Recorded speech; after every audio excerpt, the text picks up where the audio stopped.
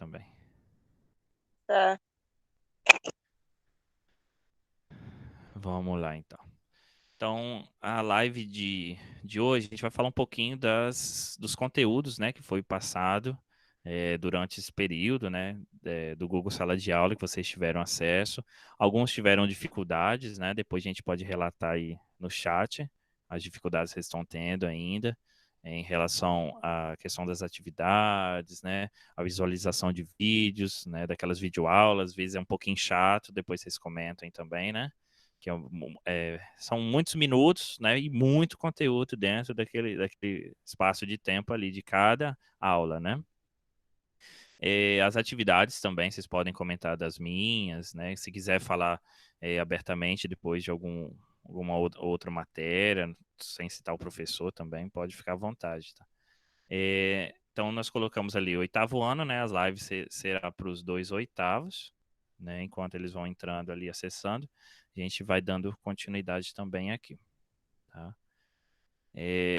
Nós trabalhamos alguns conteúdos, né, antes da pandemia e no início do Google Sala de Aula a gente começou a trabalhar também, rever com equilíbrio visual, né? Foi a última disciplina, assim, a matéria que a gente trabalhou dentro de artes antes de entrar nessa pandemia, né? Então, eu coloquei ali, né, um resuminho, basicamente, sobre equilíbrio visual.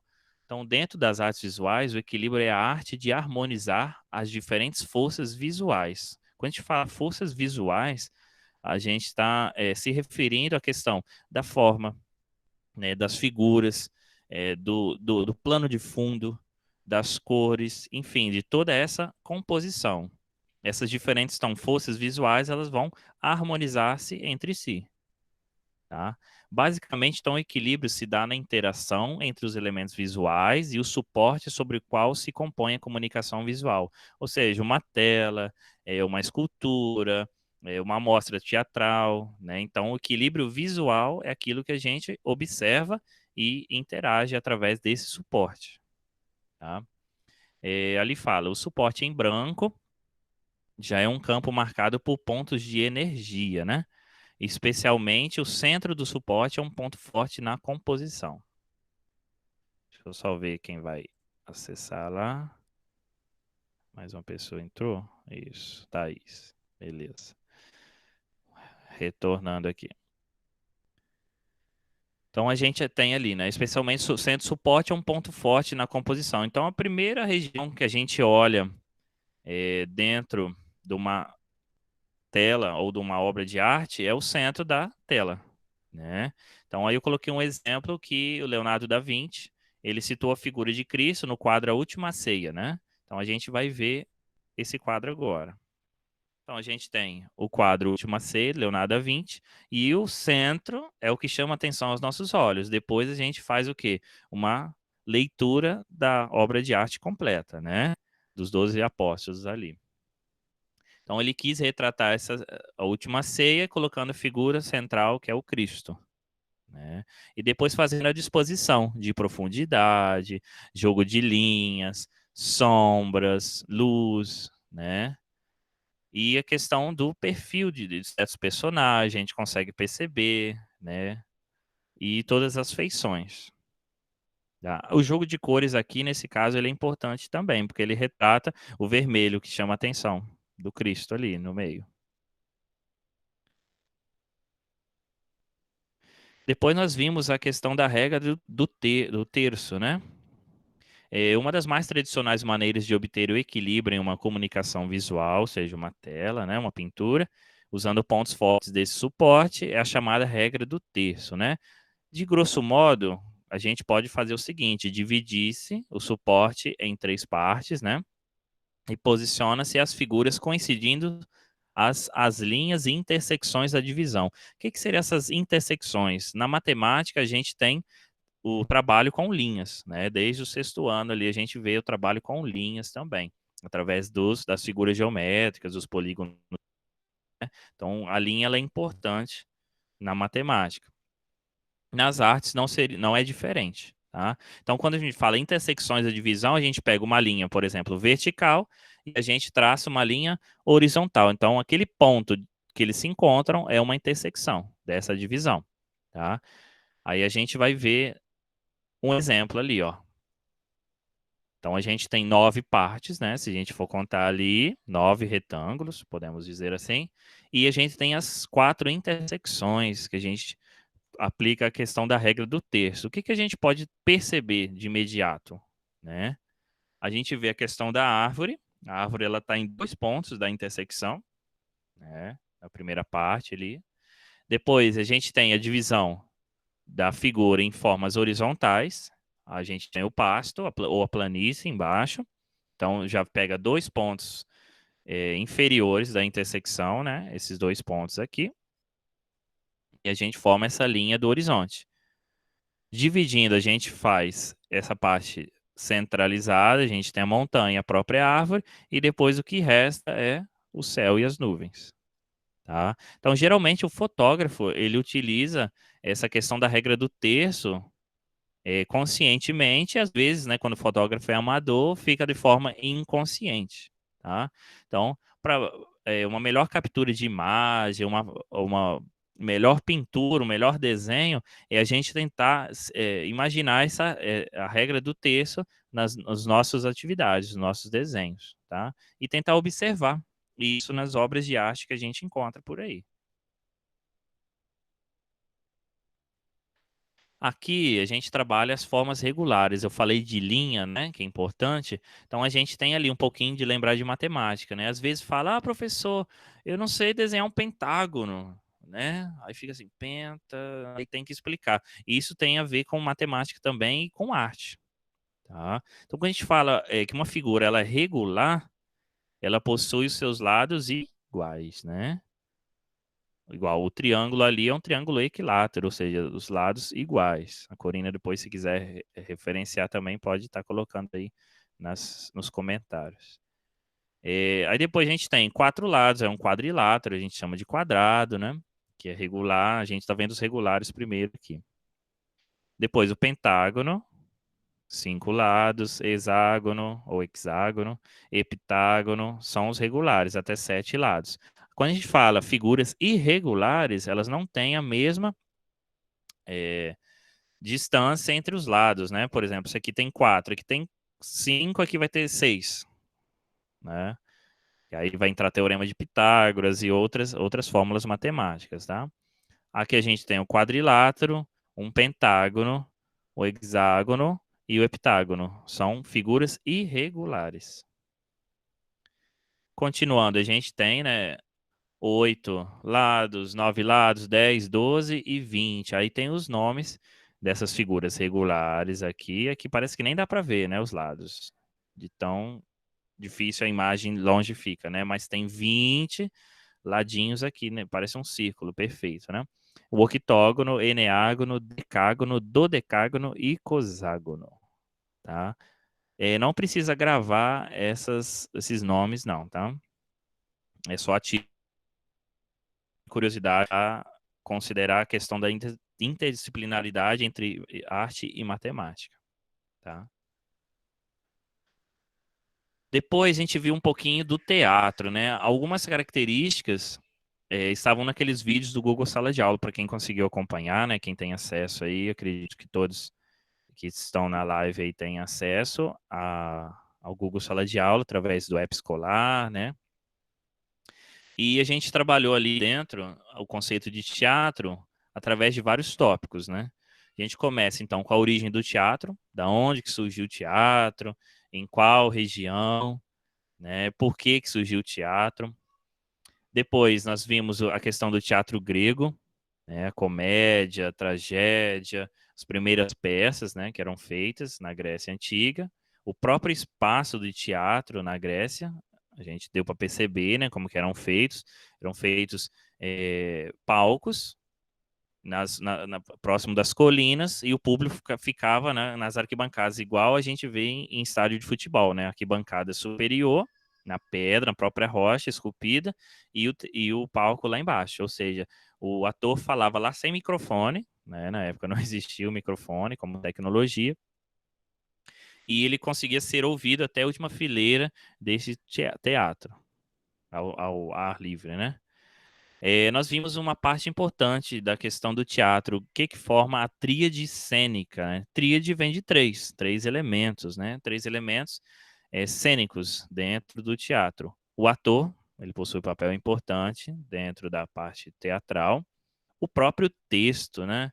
Aí vem a questão do português, por isso que é importante a gente saber o domínio da língua, ter esse domínio, ter domínio de vocabulário. O que seria o vocabulário? A questão de falar e escrever com palavras diferentes, significados diferentes, né? Às vezes palavras sinônimas, né, dão o mesmo sentido, porém palavras diferentes, e diversos tipos de texto. Tá? Então, o português ele é importante nessa parte aqui do teatro. Né? Imagina uma novela sem um texto. O ator ia ficar olhando para a câmera sem fazer nada. Né? Ou criar um texto da imaginação. Né? Então, a novela ela tem esse roteiro teatral, né? Esse texto por trás dela. Aí o ator ele vai gravar suas falas e vai contracenar com outros atores para poder o quê? Desenrolar aquela história, para prender o público ou o leitor, né?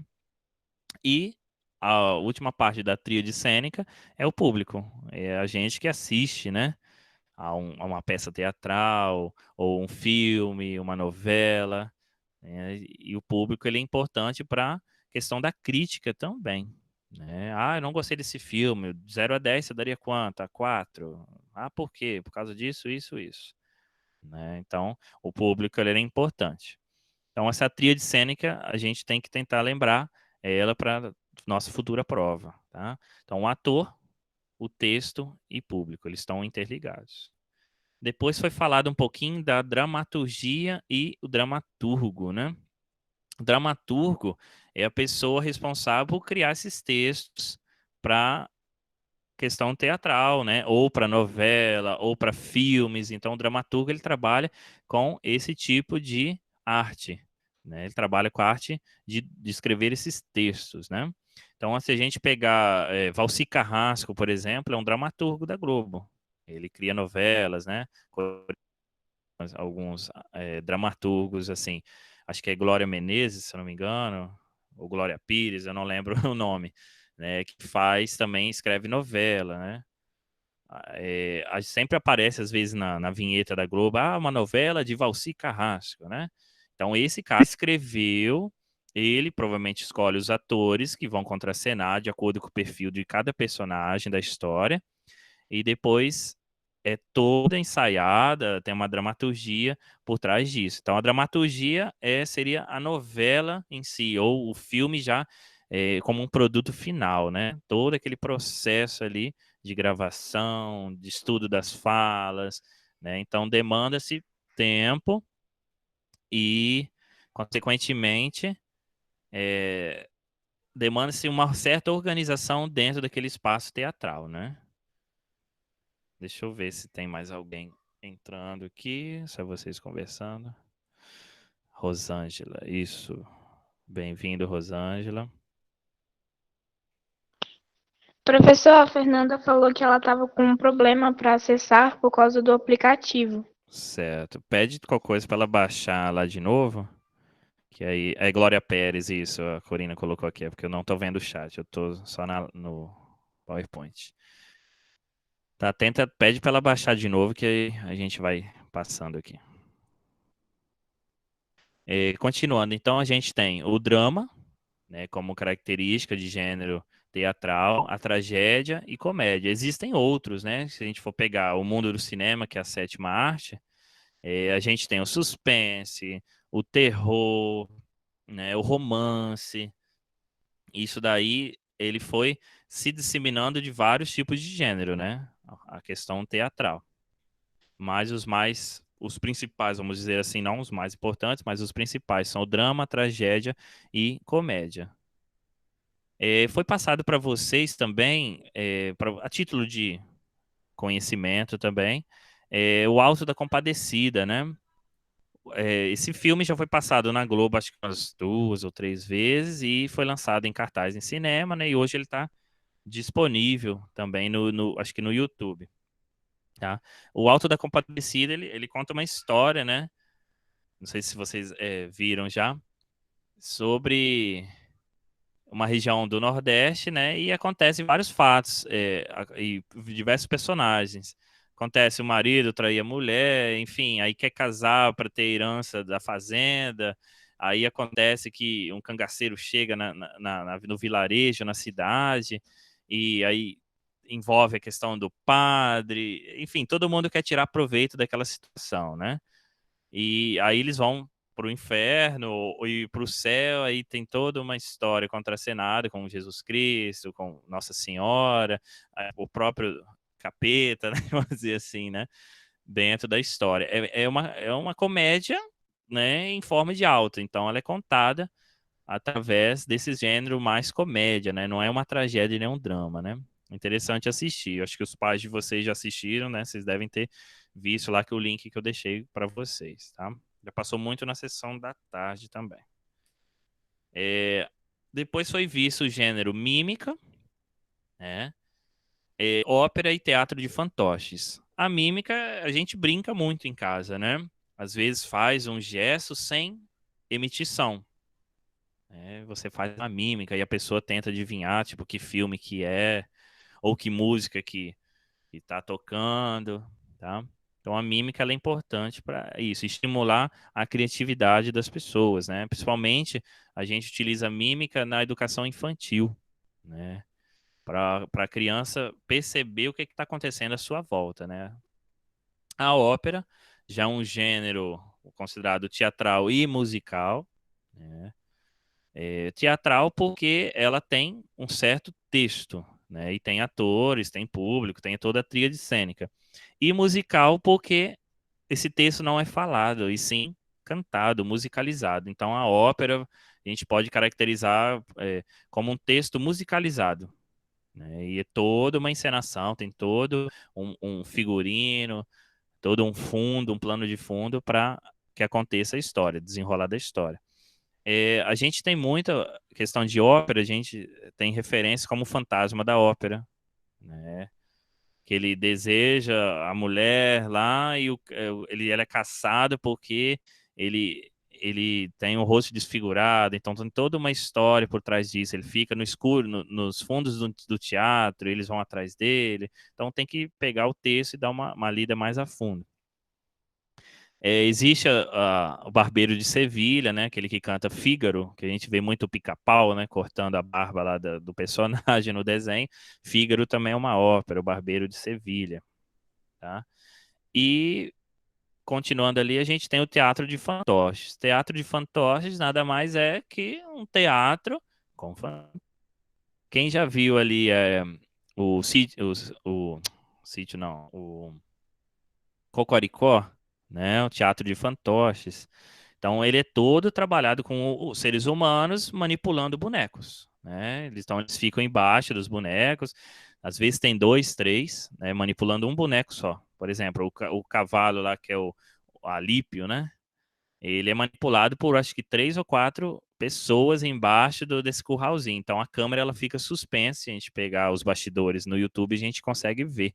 A câmera fica suspensa e parece que eles estão dentro de uma fazenda, né? Então eles criam toda essa história para passar na televisão. Se fosse um teatro de fantoches físico, né, fosse transportado para um teatro mesmo, eles teriam que botar uma cortina embaixo, as pessoas teriam que ficar bem quietinhas, não ter muito barulho e só a fala da boquinha dos personagens.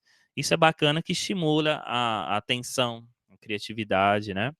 Principalmente a gente tem teatro de fantoches nas creches, né? Aí de Santa Maria. Quem tiver oportunidade de assistir também. E adulto também gosta, né? Teatro de fantoches. É muito bacana. Aí eu coloquei, né, o Alto da Compadecida. Quem não assistiu, acho que é bacana assistir, né? Tem todo um contexto lá sobre o que seria um alto, tá? Aí vem uma parte importante, né? Questão do roteiro teatral. Teve gente que teve dúvida, como fazer, professor? Eu falei, olha, tem muitos exemplos curtos na internet, não precisa fazer um roteiro teatral de uma série de novela que vai durar, sei lá, 6 meses, né? A gente não teria tanto tempo assim e demanda muito aprofundamento de estudo, de personagem, o próprio enredo da história, né? Aí teria que ser uma atividade interdisciplinar, né? Pegar português, história, arte, né? E outras disciplinas também.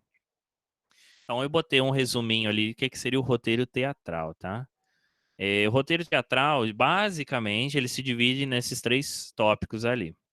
Ele se divide nos atos, nas cenas e nas falas, tá? Tem outros elementos, mas basicamente são esses. Então, o que seriam os atos, né? Seria uma série de cenas interligadas pela linha temática, ou seja, são os capítulos da peça do teatro. Então, por exemplo, a gente não faz um texto com uma introdução. Então, a introdução seria esse ato 1, né? Vai desenrolar uma ideia. Do 2, o que vai acontecer com aquela ideia? Vai para outro local, né? Aí vai para o capítulo 2, aí o ato 3, 4. Pode ter atos, quantos atos quiser, né? Uma peça teatral. Aí ele fala, ó, porém a peça teatral não tem tantos atos quanto um livro tem de capítulos, né? Por exemplo, 20 capítulos. Às vezes tem 6, 7 atos, só que os atos são maiores, né? Então eles contracenam. A própria novela é dividida em atos também, tá? A gente não percebe, porque eles não falam. Ato 1, vai começar o tiroteio. Ato 2, cena de romance. Eles não falam isso, né? Então a gente percebe no desenrolar da história. As cenas, elas se dividem conforme as alterações, né, no número de personagens em ação. Quando entra ou sai do palco um ator, né? Por exemplo, uma cena que começa com um vendedor de pipoca e um casal de namorados, vamos colocar assim. São 3 personagens. Depois o vendedor de pipoca sai e entra um valentão querendo brigar. Então são outra cena. Depois a gente entra o pai da menina e a mãe da menina fala com o rapaz para a questão de casar, já é outra cena. E por aí vai, tá? É só um exemplo. Aí, por último, a gente tem as falas, né?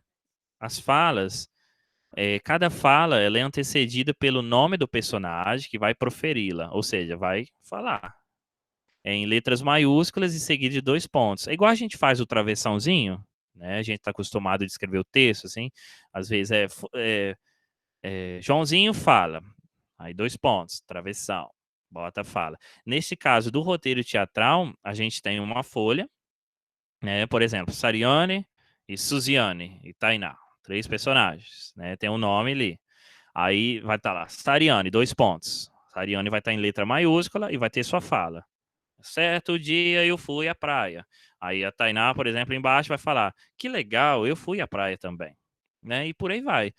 Geralmente a gente vê muito em dublagem de desenho, né, animado, tipo Peppa Pig, enfim, outros desenhos animados. O texto, ele é um roteiro teatral. Eles geralmente pegam em inglês, o dublador, e transforma aquela fala ali em português, adapta a fala, a boquinha do personagem, e tem essas falas com o nome dos atores em letra maiúscula, ou dos personagens, tá? É muito bacana. Olha que lindo. Né? Tem um músico lá em cima, bem no cantinho aqui, ó. Um músico. Ou provavelmente alguém contracenando, né? E tem toda a parte do teatro, né? Do espaço teatral e do palco aqui também, tá? Espaços como este, a gente tem na Grande Vitória, não sei se vocês lembram, eu falo muito do Teatro Carlos Gomes ali, do Teatro Glória, tem outros espaços também, com auditórios. Santa Teresa tem a Casa da Cultura, né? Não chega a ser um teatro nessas proporções, tá? Mas é uma casa de espetáculos. Se não me engano, acho que Itaguaçu tem também um teatro, só que Itaguaçu, o teatro, ele é mais moderno, né? Ele já condiz com esse espaço de palco também, tá? E a gente percebe que tem iluminação, né? Efeitos especiais dessas estrelas. A própria cortina é diferente, né? Lembra muito teatros clássicos, tá?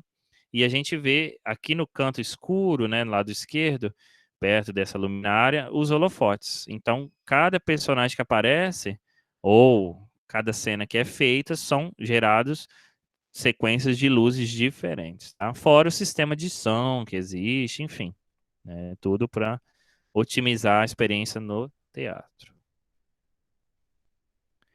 Aí eu falei, né, um pouquinho da ópera lá atrás, então eu coloquei uma imagem de uma ópera ali para vocês, tá? A ópera, então, é uma obra dramática, musicada, geralmente desprovida de partes faladas, é o que eu falei, né? O texto sempre é musicalizado ou musicado, né? Composta de recitativos, áreas. Quando a gente fala assim, recitativos, geralmente é um personagem que faz, ou um homem, né? As áreas geralmente são cantadas ou por homens ou mulheres. O coro, que são esses personagens que estão em volta, e geralmente eles cantam junto, um refrão, alguma coisa assim. Às vezes tem balé, né? A dança dentro do teatro e são geralmente acompanhadas de orquestra, tá? Então, aqui você vê a parte do palco. Por baixo aqui, ó, é a parte que a gente chama de o local da orquestra, né? Existe um nome específico, não me lembro agora. Mas a orquestra, ela tá tocando ao vivo o que está acontecendo aqui. Tá? Então, imagina aí, sei lá, 1h30, 2 horas de peça teatral ali, de ópera, e a orquestra tem que ficar ali 2 horas. Às vezes dão intervalos também, tá? Entre os atos tem intervalos. E é chamado de drama musical, né? A ópera. Quem tiver oportunidade de assistir, às vezes é um pouquinho chato, né? Mas dura-se muito tempo, às vezes, né? Mas no YouTube tem. Você colocar a ópera, você vai achar um monte, tá? Aí depois a gente entra no conteúdo dança. No conteúdo dança foi proposto as videoaulas, né, do Amazonas, com os dois temas, a dança no mundo, abordando os diferentes estilos de dança dos países, tá? A gente vai ver posteriormente. E a história da dança no Brasil. Alguns estilos musicais que a gente tem aqui no Brasil, né? Desde a época indígena e outros que a gente conhece bastante. Como proposta de atividade, o que eu coloquei? Responder as questões sobre os estilos de dança existentes, tá? Não todos, claro que seriam muitos estilos de dança. As suas particularidades, ou seja, indumentárias, instrumentos musicais, ritmos, né, diferentes. E os locais onde são manifestadas essa arte. Teve gente que me perguntou, professor, como assim os locais, né?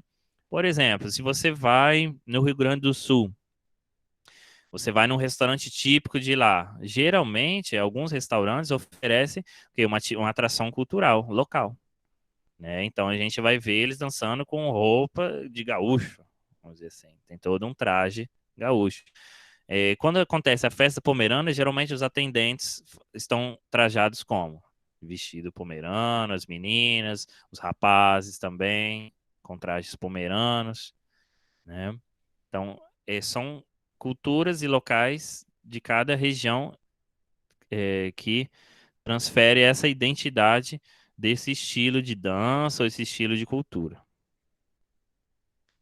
Aí a gente pega um pouquinho do hip hop, né, que foi a dança no mundo, é um movimento, né, cultural que aconteceu nos Estados Unidos, e ali a gente vai ver a questão da influência afro, tá? Dentro do hip hop e também das minorias, né? A fala das minorias é representada também pela cultura hip hop. Então a gente tem os pilares, né? O rap, aí eu coloquei a imagem ali, o rap pelo rap, né? O rap, ou seja, representa o próprio rap, né? Ele tem uma linguagem diferente, às vezes faz crítica às questões econômicas, políticas, formas de repressão, tá? Então, o rap é um estilo musical que ele defende essas bandeiras, né? A bandeira das minorias, dos excluídos, né? A gente pode colocar no Brasil dos favelados, enfim, pessoas de baixa renda, né? E as minorias, grupos de minoria. Embaixo eu coloquei ali um grafite da cidade de Houston, nos Estados Unidos. O grafite também é uma forma de arte, como o rap, que é a forma de arte pela música. O grafite é uma forma de arte visual e urbana, né? Ele acontece geralmente nas grandes cidades, né? Quando a gente vê esses grafites, são artistas que procuram mostrar a cidade de uma outra forma, né? De uma outra cara. E imprimem sua identidade pessoal, que eles assinam, né? A gente bota ali, ó, hashtag, tem do lado ali, não dá para ler direito, mas tem uma assinatura desses grafites, tá? Esse daqui é break dance, né? Então eles costumam também fazer festivais de break dance para demonstrar as habilidades corporais através da dança, né? Toda a questão dos movimentos, a liberdade, a própria questão das roupas, né? A gente tem ali essa característica como esse estilo de dança, né? Imagina dançando break dance com roupa pomerana, né? Ficaria desconexo totalmente do sentido do gênero musical, tá? Então, cada gênero musical ele possui um certo tipo de vestimenta. Depois eu coloquei uma dança egípcia, tá? A dança egípcia ali a gente vê os instrumentos, são totalmente quase diferentes, né? Dos nossos instrumentos aqui no Brasil, tá? São tocados também de maneiras diferentes, tá? E a própria dança é uma dança de estilo mais sensual também, né? A questão das roupas, enfim, tem todo um contexto daquela região, tá? Depois eu coloquei ali um mapinha para a gente se situar onde fica a Argentina, né? No continente da América do Sul, tá? E como estilo de dança predominante lá na Argentina, a gente tem referência como o tango, né? É uma dança geralmente feita a dois e cheia de nuances sensuais também, tá? O tango. Ele foi muito hostilizado antigamente, mas hoje ele é considerado uma dança latina, uma dança clássica latina. Vocês viram no vídeo também do Google Sala de Aula lá. O cancan é outro estilo de dança também, colocado como dança clássica, né? E esse estilo ele é originário lá da França, tá? A gente vê muito em filme, né? Que toca aquela música,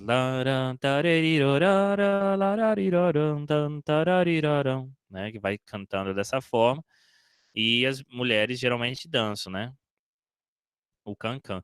A gente percebe que existe toda uma produção nesse caso e geralmente são espaços teatrais, né? Como a gente percebe aí também. Tá? Outro estilo de dança conhecido, né? A gente lembra muito do Vira, a Corina deve lembrar também, que é a dança portuguesa, né? Que olhando assim parece muito característica com a dança italiana ou a dança pomerana, né? Mas é originária de Portugal, tá? Geralmente a gente encontra isso em espaços culturais, esse tipo de dança, em restaurantes portugueses que oferecem esse tipo de atrativo cultural, né, ao turista. Então a dança portuguesa também é uma dança que é predominante no mundo, né? A gente tem como referência também. Depois a gente tem a dança indiana, né? Que aí vem a questão da religião, a própria sensualidade da dança, outros instrumentos são utilizados também dentro da dança, tá? Então a própria roupa é diferente, cheia de brilhos, né? Joias, né? Toda a questão de movimento corporal é bem trabalhada nesse tipo de dança. Existem restaurantes, né, que oferecem esse tipo de dança e o próprio prato típico indiano, né? Então a gente leva o pacote completo, vamos dizer assim, né? Santa Teresa teve uma vez um restaurante que veio uma moça, acho que era indiana também, ela fez uma dança com uma espada e tal, então você percebia a destreza dos movimentos corporais da dançarina.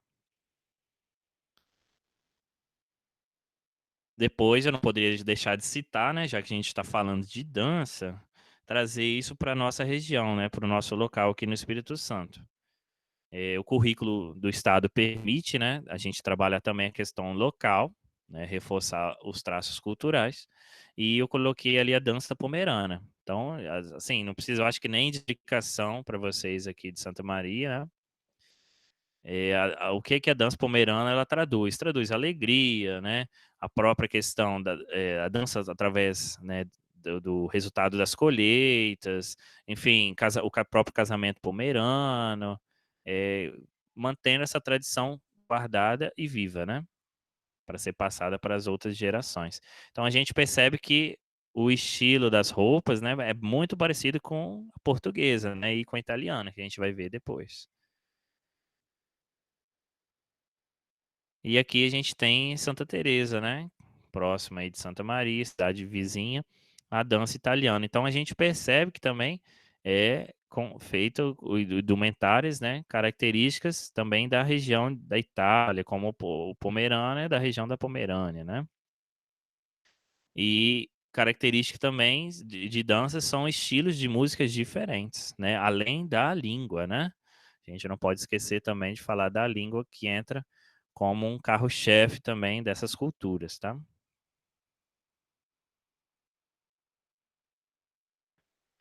Dentro da história da dança brasileira foram abordados alguns temas, né, que vocês viram através dos vídeos, né, sobre a dança indígena, para que eles faziam dança, por quê, né? As questões sobre a dança indígena, que resumindo, basicamente, eles faziam as danças para agradecer aos deuses ou para pedir chuva, algum casamento na tribo, ou a pessoa que deixou de ser solteira, enfim, ou virou um cacique, né? Então a dança indígena ela é muito atrelada às questões religiosas e culturais deles, tá?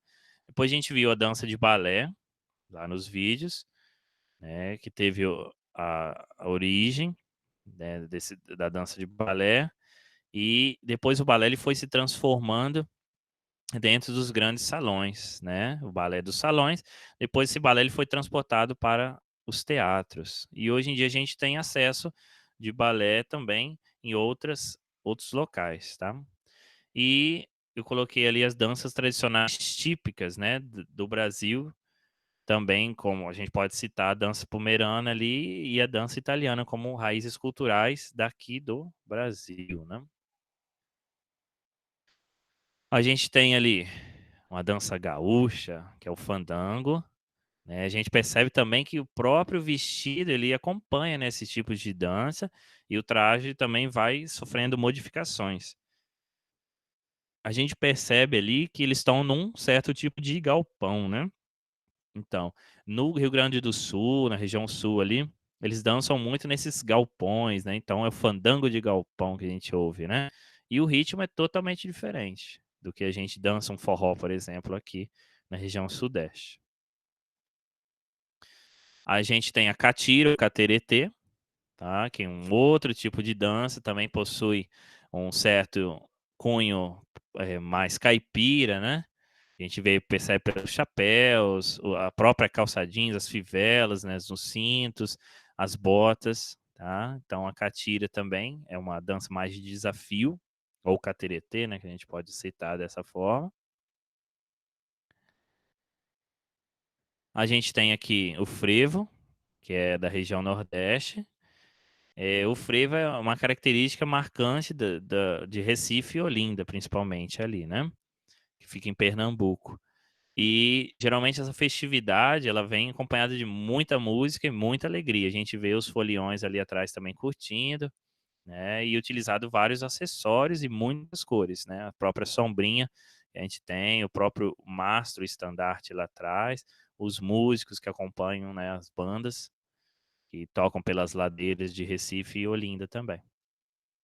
Né, o frevo é característico, a gente percebe muito na questão do carnaval, né? Então, quando acontece o carnaval no Rio de Janeiro e São Paulo, lá em Pernambuco está pocando, vamos dizer assim, o frevo, né? Como um carnaval deles também, tradicional. Aqui a gente tem, se não me engano, acho que é o carimbó, tá? Que é uma dança tradicional amazônica. A gente percebe também a questão dos vestidos, do traje masculino, né? Que é acompanhado também das próprias estampas do vestido, da mulher, o chapéu. Enfim, são danças típicas locais, né? Existe muito a gente falar da quadrilha, né? A quadrilha, ela é famosa lá no Nordeste, né? A gente vê na televisão também ou na internet, que é uma das maiores quadrilhas do mundo, fica na região do Nordeste, ali em Campina Grande, Caruaru, enfim, são cidades interioranas que mantêm essa tradição do São João, e a gente está passando essa semana, né, pelo São João, né? Aqui eu coloquei, né, agradecimentos a vocês, né, obrigado, né, para vocês participarem dessa live. Eu sei que poderia ter entrado muito mais gente, né, a gente esperaria quase 100% da turma, né, e qualquer dúvida que vocês tiverem, sugestões, né, de conteúdos também, do que está vindo para a gente, né, através da Sedu, se vocês tiverem alguma demanda, pode passar para a gente, que a gente vai estar estudando, analisando. Tem o WhatsApp ali, né, para se tiver alguma dúvida sobre algum conteúdo, sobre alguma atividade que a gente está tirando, sobre postagem no Google Sala de Aula, que eu falei lá no início do vídeo. Se vocês tiverem dúvidas sobre isso, né, vocês podem mandar mensagem ali no particular. E tem um e-mail, que é rafael.sarnalha@educador.edu.s.gov.br. Eu olho o e-mail também, tá? Todas as atividades que vocês mandam lá, eu recebo um e-mail de confirmação que você enviou, que vocês entregaram, ok? Aí eu faço a triagem lá depois de quantos alunos entregaram. No mais é isso, né? Eu agradeço a vocês. Se vocês tiverem alguma questão para estar falando, o momento é este. A Corina botou lá, pode falar. Pode falar, Corina, se quiser.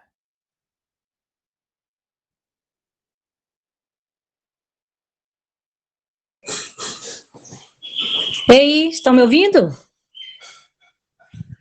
Acho que estão, sim. É isso. Então, meninos, que aula maravilhosa, que prazer imenso estar vendo vocês, mesmo que por aqui a gente está se vendo, né? E a carinha lindinha das meninas e dos meninos aí. Professor, que aula maravilhosa! História tem nessa aula, geografia, língua portuguesa, educação física, né? Ciências, que aula maravilhosa! Aproveitem, meninos. Parabéns, professor. Obrigado. Até um dia, tá? Esperamos que em agosto a gente vai se ver na escola, né? Se Deus quiser. A proposta é essa. Obrigado, Rosângela, colocou lá também. Vocês têm alguma dúvida, os meninos? Colocar aqui no chat. Deixa eu ver aqui. No Escoma. Olha lá, botou a Daiane Caroline, né? Botou. É isso mesmo, Daiane. A dança pomerana é uma dança tradicional da nossa região e não podemos deixar perder, né? Mais alguém quer comentar? Alguma dúvida, quiser escrever ali, a gente vai respondendo.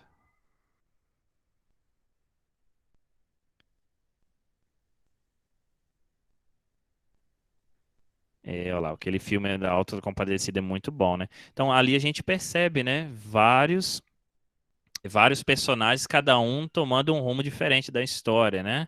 E no final todos se salvam, né? É muito engraçado, né? O Auto geralmente traz uma certa tom de comédia, né? O Auto da Compadecida. Ele foi gravado acho que em 2008 ou antes, tá?